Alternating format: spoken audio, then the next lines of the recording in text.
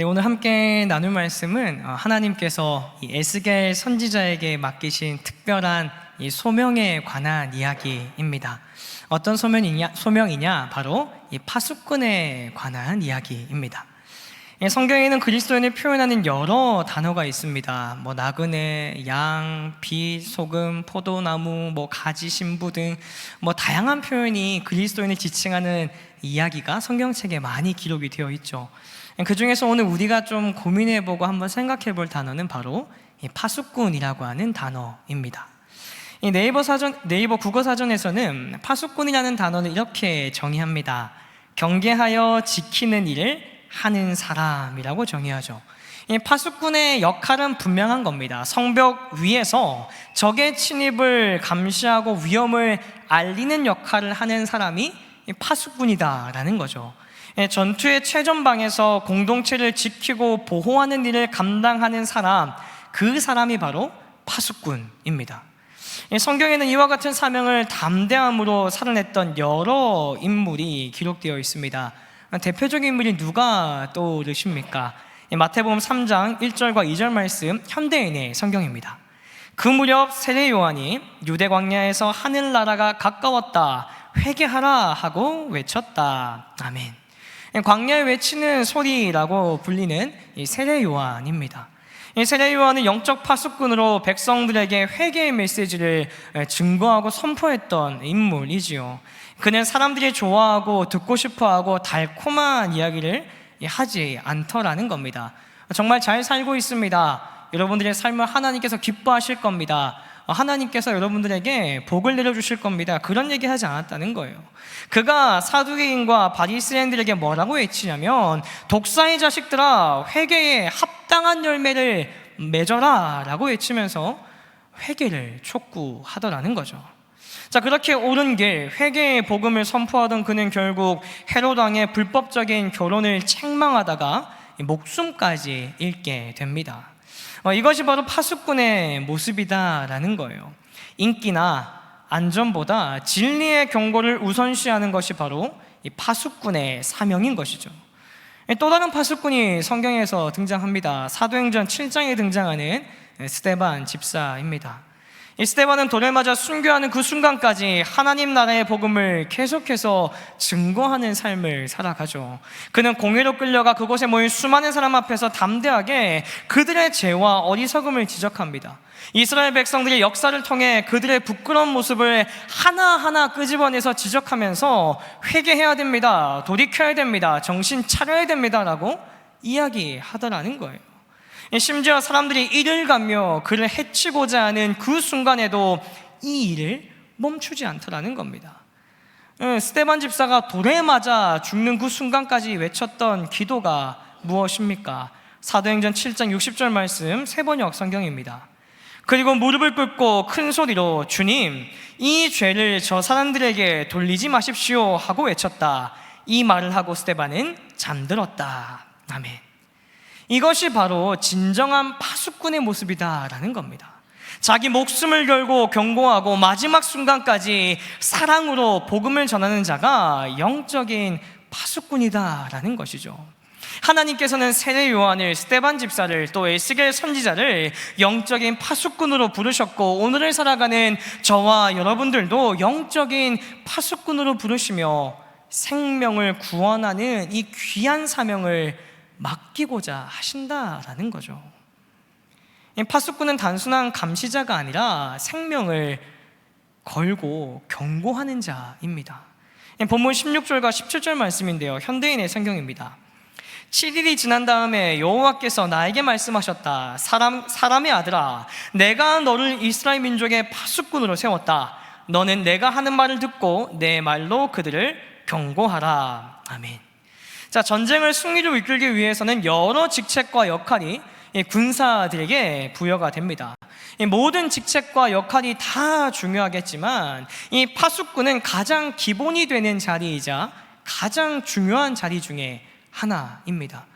군대에서, 군대 얘기해서 죄송합니다만, 군대 가면 다 그 보초를 서죠. 보초가 가장 중요하거든요. 근데 또 가장 기본이 되는 이 일 중에 하나가 이 경계에 서는 거 아니겠습니까? 공동체를 지키는 최전선의 위치에서 늘 적의 동태를 살피며 가장 먼저 반응해야 하는 역할이 이 파수꾼에게 있기 때문인데요. 자, 오늘날의 교회도 이와 같습니다. 영적인 영적 전쟁의 최전선에 있는 성도들에게 하나님께서는 각기 다른 은사를 주셨지만 공통된 사명을 주셨다라는 겁니다. 그게 뭐냐면 이 파수꾼의 경고의 사명이다라는 거예요. 하나님께서는 에스겔을 이스라엘 민족의 파수꾼으로 세우십니다. 이건 단순히 직책이 아니라 생명을 건 사명이었어요. 파수꾼은 위험을 감지하면 반드시 경고의 나팔을 불어야만 합니다. 그것이 그의 존재 이유자, 그에게 맡겨진 역할이기 때문이지요. 한 산악 구조대원의 이야기인데요. 그는 눈사태의 위험 지역에서 등반객들에게 위험을 알리는 역할을 부여받아서 그 일을 하고 있었습니다. 어느 날 날씨가 갑자기 악화되어서 눈사태 위험이 심해진다라는 일기예보가 전해지게 됩니다. 그래서 그는 즉시 방송을 통해 모든 등반객에게 대피 명령을 내리게 돼요. 이 기상이 갑작스럽게 악화됐으니까 등산객들은 가장 가까운 대피소로 일단 몸을 피하시고 일기가 좀 정리가 될 때까지 안전한 곳에서 좀 휴식하고 계시고 대기하고 계시기 바랍니다 라고 이 안내 방송을 했습니다. 자, 일부는 그의 경고를 듣고 즉시 대피했지만 꼭 튀는 사람들이 있습니다. 이 몇몇은 조금만 더 올라가 보자고, 뭐 별일 있겠냐고, 남자들이 보통 그렇게 하는데요. 조금 더 올라가자, 뭐 별일 있겠냐, 그냥 한번 가보는 거지, 뭐 눈 좀 내려봤자 그 얼마나 내리겠어.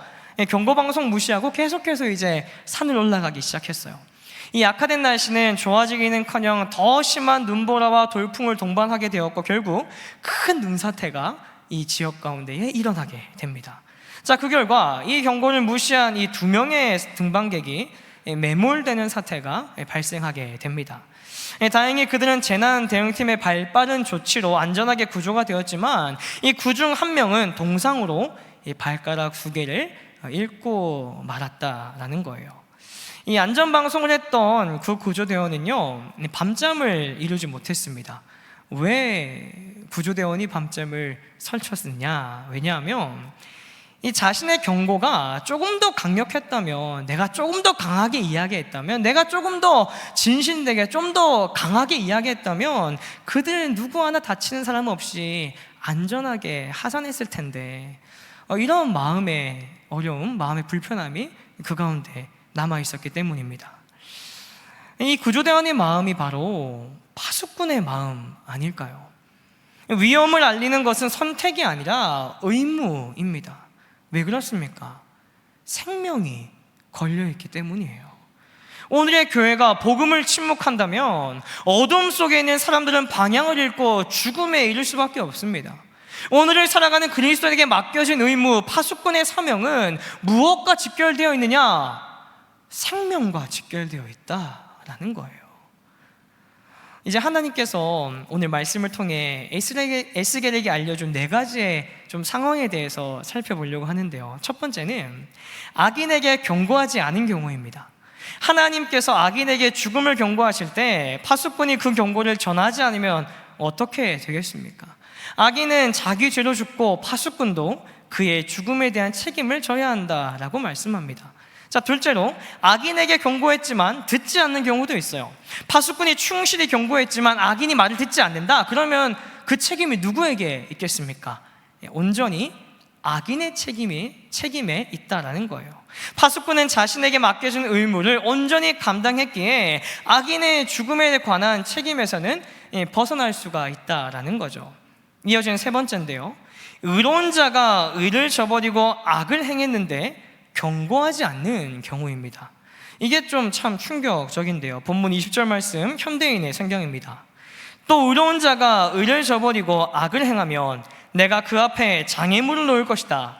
내가 만일 그에게 경고하지 않으면 그는 자기 죄 때문에 죽게 될 것이며 그가 전에 행한 선한 일도 기억되지 않을 것이다. 그리고 나는 그의 죽음에 대한 책임을 너에게 묻겠다. 아멘. 자, 의로운 자라고 해서 타락하지 말라는 법이 없다라는 겁니다. 한때 하나님 앞에서 의롭게 살았던 사람도 경고 없이 타락할 수 있고요, 심지어 과거의 선행도 무의미해질 수 있다는 충격적인 진리를 우리에게 알려주시는 겁니다. 성경에도 그런 인물들이 참 많이 등장을 하죠. 다윗을 이어 이스라엘의 왕이 되었던 사람 바로 솔로몬입니다. 하나님께서 직접 나타나셔서 지혜를 주셨던 솔로몬, 성전을 건축했던 솔로몬의 마지막 모습을 다들 기억하십니까?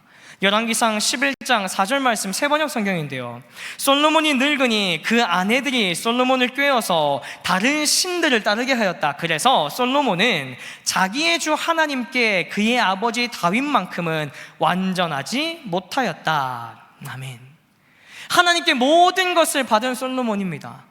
하나님께서 차고 넘치는 축복을 부어주셨던 솔로몬입니다. 솔로몬이 하나님을 경외함으로 하늘의 지혜를 구했던 그가 하나님이 아닌 다른 신들을 따르는 끔찍한 선택을 하더라는 거예요. 한때 하나님께 사랑받던 왕도 경고하는 파수꾼 없이는 타락할 수 있다는 것을 보여주는 대표적인 예 아니겠습니까? 믿는 자에게는 더 큰 경고의 책임이 있다는 것을 우리는 꼭 기억하며 이 그리스도인의 삶을 살아내야 된다는 거예요. 지금까지 하나님의 말씀을 따라 옳은 길을 선택하며 걸어온 모든 의로운 삶이 한순간에 아무것도 아닌 일, 더 나아가서 죽음이라고 하는 비참한 결과를 마주하게 될 수도 있다라는 겁니다. 옆에 있는 사람이 아니라 바로 저와 여러분들이 그럴 수 있다라는 거예요. 무엇하지 않으면, 파수꾼이 경고하지 않으면, 파수꾼이 외치지 않으면 이런 비참한 일을 막을 수 없다라는 것입니다. 과거의 의로움이 오늘을 막아주는 것이 결코 아닙니다. 과거의 선행이 오늘 나의 타락을 상쇄시켜주지 않는다는 거예요. 그리고 파수꾼이 경고하지 않으면 그 의로운 자의 죽음에 대해 반드시 책임을 져야만 합니다.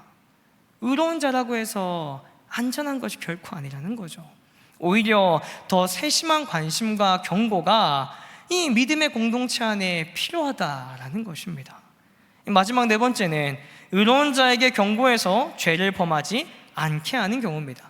이 파수꾼이 의로운 자에게 죄 짓지 말라라고 경고해서 그가 죄를 짓지 않으면 당연히 둘 다 생명을 보존하는 거죠. 각 상황과 결과가 다 다르지만 그 핵심은 명확합니다. 뭐냐면 파수꾼은 무엇을 해야 되느냐? 반드시 경고해야 되는 거고 죄의 결과는 죽음이다라는 거예요. 한 작은 어촌 마을에 30년간 등대지기로 일을 하셨던 할아버지가 한 분 계셨습니다.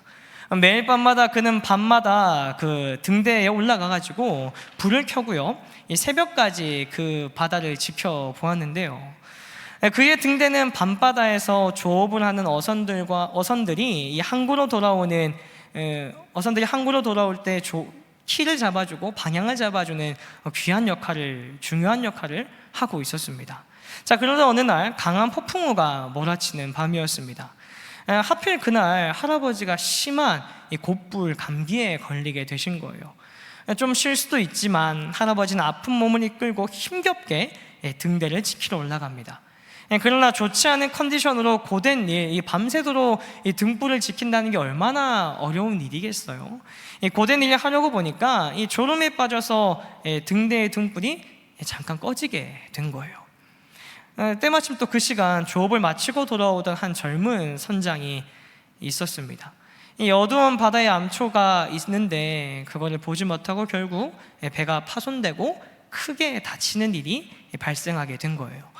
다행히 목숨은 건졌지만 할아버지는 평생 그 일을 잊지 못했습니다. 그 후로 할아버지는 아무리 힘들고 아파도 어떻게 해서든지 간에 등대를 늘 찾았고 올랐고 등불이 꺼지지 않도록 최선을 다해서 맡겨진 일을 감당하시더라는 거죠. 자, 그래서 할아버지가 너무 안쓰러우니까 마을 사람들이 할아버지한테 물어보는 거예요. 할아버지, 왜 그렇게 힘들게까지 등대를 지키십니까? 피곤하고 힘드시면 다른 누군가한테 맡길 수도 있고 자녀들이나 손자, 손녀들한테 좀 부탁할 수도 있고 좀 쉬엄쉬엄 하세요. 근데 할아버지가 이렇게 대답하시는 거예요. 내가 잠시 졸았을 때 한 사람이 다쳤습니다. 그때 깨달았습니다. 내가 켜는 이 작은 등불이 누군가에게는 생명줄이라는 것을요. 내가 게을러지면, 내가 포기하면 누군가는 어둠 속 바다에서 길을 잃고 위험에 빠질 수 있어요. 그래서 나는 끝까지 이 등불을 지키려고 합니다 라고 이야기하셨답니다. 이 등대지기 할아버지의 마음이 바로 복음의 등불을 지켜야 하는 파수꾼의 마음입니다. 우리가 침묵하면, 내가 입을 닫고 있으면 누군가는 큰 화를 당하게 되는 거예요. 우리의 경고는 생명을 위한 소리, 생명을 위한 외침임을 기억하시길 바랍니다. 예수님께서는 우리가 세상에서 어떤 존재로 살아가야 하는지에 관해서 분명하게 말씀해 주셨습니다. 마태복음 5장 13절과 14절 말씀, 현대인의 성경입니다. 너희는 세상의 소금이다. 그런데 소금이 그 맛을 잃으면 어떻게 다시 짜게 할 수 있겠느냐? 그런 것은 아무 쓸모가 없어 밖에 버려져 사람들에게 짓밟힐 뿐이다. 너희는 세상의 빛이다. 산 위에 있는 마을은 잘 보이기 마련이다. 아멘. 소금의 역할이 무엇이겠습니까? 세상이 썩지 않게 하고 하나님 나라의 맛, 생명의 맛을 내는 것 아니겠습니까? 우리가 이 세상에서 파수꾼의 역할을 감당할 때 세상이 썩지 않고 생명의 맛을 낼 수 있다는 겁니다. 빛의 역할은 또 무엇인가요? 어둠을 밝히고 감추어진 생명을 보게 하고 헤매고 있는 자들의 길을 안내하는 역할이 빛의 사명 아니겠습니까? 빛은요, 혼자만 밝아서는, 혼자만 존재해서는 안 된다는 거예요. 어둠 속에 있는 자들에게 진정한 소망, 진정한 생명, 진정한 구원이 어디에 걸려 있는지를 비추어 알리는 사명자의 삶이 바로 빛이다라는 것이죠. 사도 바울도 파수꾼의 마음에 관해서 이렇게 고백합니다. 고린도전서 9장 16절 말씀, 세번역 성경입니다. 내가 복음을 전할지라도 그것이 나에게 자랑거리가 될 수 없습니다. 나는 어쩔 수 없이 그것을 해야만 합니다. 내가 복음을 전하지 않으면 나에게 화가 미칠 것입니다. 아멘. 복음을 전하지 않으면, 생명을 외치지 않으면 파수꾼은 그 사명을 완수하지 못한 거다라는 겁니다. 복음을 전하는 것은 그리스도인에게 있어서 선택이 아니라 의무라고 하는 사실을 우리가 꼭 기억하면서 인생길, 신앙의 길을 걸어야만 한다는 거예요. 너무나 많은 그리스도인이 어떻게 생각하냐면, 복음을 증거하는 거, 누군가한테 예수의 사랑을 선포하는 거, 나 말고 다른 사람이 해야 된다고 생각해요. 그거 해야 되는 건 다 알아요. 예수님의 지상명령, 마지막 명령이기 때문에 해야 되는 거 너무나 잘 압니다. 그런데 하나님, 저 그거 빼고는 다 할 수 있는데요. 그거 빼고 다른 거 다 하겠습니다. 제가 기도도 열심히 하고요, 재정적으로 지원도 열심히 하고요, 그거 하시는 분들한테 내가 열심히 서포트 할 테니까 저는 그거는 달란트가 없습니다. 그렇게 생각하더라는 거예요. 근데 성경은 분명하게 이야기합니다. 파수꾼은 외치는 자라는 거예요. 말씀을 좀 정리해 보겠습니다. 하나님께서는 이 시대의 파수꾼으로 저와 여러분을 먼저 부르시고 세워주셨습니다. 우리 주변에 있는 사람들, 가족과 친구, 동료와 이웃들이 죄의 어둠 속에서 길을 잃고 헤매고 있을 때 우리가 외쳐야 할 경고의 목소리가 있음을 꼭 기억하시길 바랍니다. 때로는 우리의 경고 듣지 않을 수 있죠. 때로는 우리를 귀찮아할 수 있습니다. 때로는 아니죠. 대부분 그렇게 생각할 겁니다. 그러나 우리의 외침을 어리석은 것, 미련한 것으로 손가락질 할 수 있어요. 그러나 그 모든 것이 우리가 침묵해야 될 이유가 되지는 않다라는 것을 기억하셔야 돼요. 왜요? 파수꾼의 사명은 결과에 상관없이 경고하는 겁니다. 세례 요한도 그랬고, 스데반 집사도 그랬고, 사도 바울도 그랬습니다. 그들은 사람들의 반응에 상관없이 끝까지 경고의 소리를 외칩니다. 왜요? 그들에게는 사람의 시선이나 판단이나 평가보다 전능하신 하나님, 능력의 하나님을 더 크게 보며 담대함으로 이 길을 걸었기 때문 아니겠습니까? 디모데후서 1장 7절에서 이렇게 선언합니다. 하나님이 우리에게 주신 것은 두려워하는 마음이 아니요 오직 능력과 사랑과 절제하는 마음이니. 아멘. 영적인 파수꾼은 세상을 두려워하는 마음이 아닌 하나님께서 주시는 능력과 사랑과 절제의 마음으로 주어진 삶의 자리에서 담대하게 전하는 그 능력을 살아내는 자가 파수꾼이라는 거예요. 우리 사랑하는 믿음의 동역자 여러분, 우리는 이 어두운 시대에 세워진 하나님의 파수꾼들입니다. 우리의 입술에는 생명의 말씀이 있고 우리의 삶에는 구원의 빛이 담겨 있다는 거예요. 이 시대는 그 어느 때보다 파수꾼을 필요로 합니다. 해결되지 않는 갈급함에 목마른 사람들, 채워지지 않는 허기로 굶주린 자들, 삶의 진정한 가치와 의미를 찾지 못해서 방황하는 사람이 너무나 많이 있는 오늘 아닙니까? 성공했지만 공허하고, 가진 것은 많지만 만족하지 못하고, 연결되어 있지만 외로운 사람들이 우리 주변에 너무너무 많이 있어요. 바로 이런 시대에 다른 누군가가 아닌 내가 부름받은 거예요.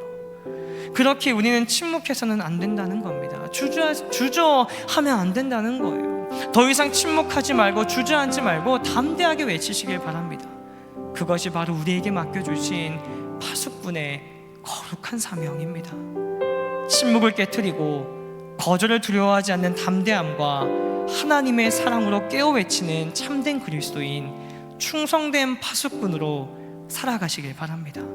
여러분의 가정에서, 직장에서, 사업장에서, 일터에서 여러분이 만나는 모든 사람에게 생명의 복음을 전하는 정말 귀한 파수꾼의 사명을 감당할 수 있으면 좋겠어요. 단순히 입으로만 전하는 것이 아니라 나의 삶 자체가 복음이 되고 우리의 존재 자체가 등대가 되어서 어둠 속에서 헤매는 많은 사람에게 소망의 빛을 전할 수 있길 바랍니다. 그리하여서 우리가 외치는 복음으로 인해 한 영혼이 구원받고 한 생명이 살아나는 놀라운 역사가 우리의 가정과 일터와 삶 가운데에 일어나게 되기를 간절히 소망합니다. 다니엘서 12장 3절 말씀, 현대인의 성경인데요, 우리 붉은 글씨만 함께 한번 선포해 보겠습니다. 함께 읽습니다. 많은 사람을 옳은 길로 인도하는 자들은 별처럼 영원히 빛날 것이다. 아멘. 우리가 오늘 이 시대의 파수꾼으로 충성스럽게 섬길 때 하나님께서 약속하신 영원한 상급이 우리를 기다리고 있다는 겁니다. 별처럼 영원히 빛나는 그 영광스러운 미래를 바라보며 오늘도 담대하게 파수꾼의 사명을 감당하는 우리 사랑하는 신청 공동체 모든 성도님 되시기를 주님의 이름으로 축원합니다.